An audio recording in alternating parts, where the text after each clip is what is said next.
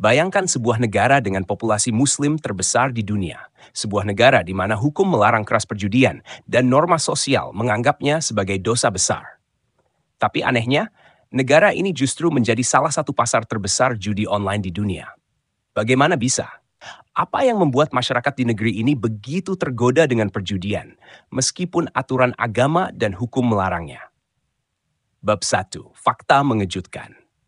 Mari kita mulai dengan sebuah fakta mencengangkan. Data dari berbagai sumber menunjukkan bahwa Indonesia adalah salah satu negara dengan jumlah pemain judi online terbesar di Asia Tenggara. Setiap harinya, miliaran rupiah mengalir ke platform-platform judi ilegal yang beroperasi dari luar negeri. Yang lebih mengejutkan, pemainnya tidak hanya dari kalangan atas, tapi juga dari kelas menengah dan bahkan mereka yang hidup pas-pasan. Beberapa bahkan rela berhutang hanya demi mengejar kemenangan yang tak pasti. Bab 2. Larangan keras. Tapi kenapa tetap marak? Pemerintah Indonesia secara terang-terangan melarang perjudian. Situs-situs judi online diblokir, transaksi keuangan yang mencurigakan diawasi, dan pelaku yang tertangkap bisa dijerat hukum. Tapi anehnya, larangan ini tidak membuat judi online mati. Justru sebaliknya, semakin dilarang, semakin banyak yang bermain. Seperti sebuah fenomena buah terlarang, semakin diharamkan, semakin menarik. Lalu, siapa yang salah? Pemerintah, pemain, atau ada faktor lain yang lebih dalam? Bab 3. Faktor sosial dan psikologis. Ternyata ada beberapa alasan mengapa judi online begitu menggoda di Indonesia. 1. Ekonomi dan impian cepat kaya. Di tengah sulitnya ekonomi, judi online menawarkan mimpi instan. Modal kecil, untung besar. Bagi banyak orang yang terhimpit keuangan, ini tampak seperti jalan pintas untuk keluar dari kesulitan. 2. Adrenalin dan kecanduan. Judi tidak hanya soal uang, tapi juga soal sensasi. Ketegangan saat menunggu hasil taruhan, harapan menang besar, dan bahkan rasa kecewa saat kalah. Semuanya menciptakan siklus kecanduan yang sulit dihentikan. 3. Kemudahan akses. Dulu, untuk berjudi seseorang harus pergi ke kasino ilegal atau bandar darat. Sekarang, cukup dengan smartphone dan internet siapapun bisa bermain kapan saja, di mana saja, tanpa harus takut ketahuan. Bab 4. Peran media sosial dan influencer. Ada satu faktor lain yang sering luput dari perhatian, media sosial. Coba buka TikTok, Instagram, atau YouTube.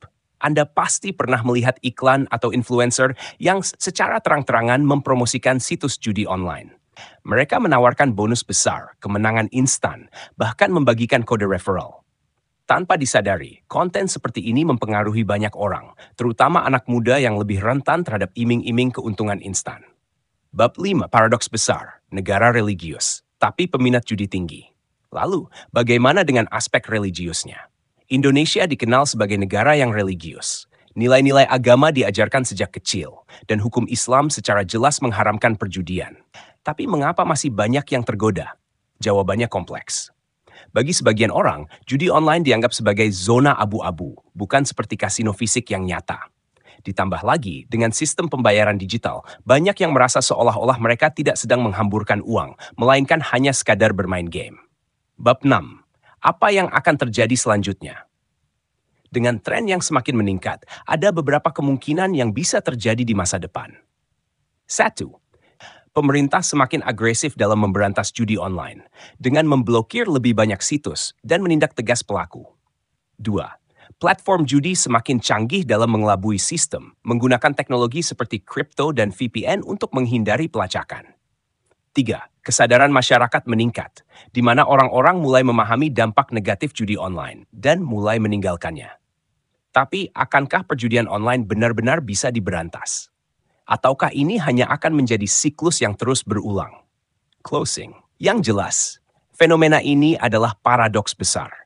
Indonesia, negara dengan penduduk muslim terbesar, tapi di saat yang sama, salah satu pasar judi online terbesar. Lalu, bagaimana menurut kalian? Apakah judi online bisa dihentikan? Atau justru akan semakin berkembang? Tulis pendapat kalian di kolom komentar. Jangan lupa like dan subscribe untuk pembahasan menarik lainnya.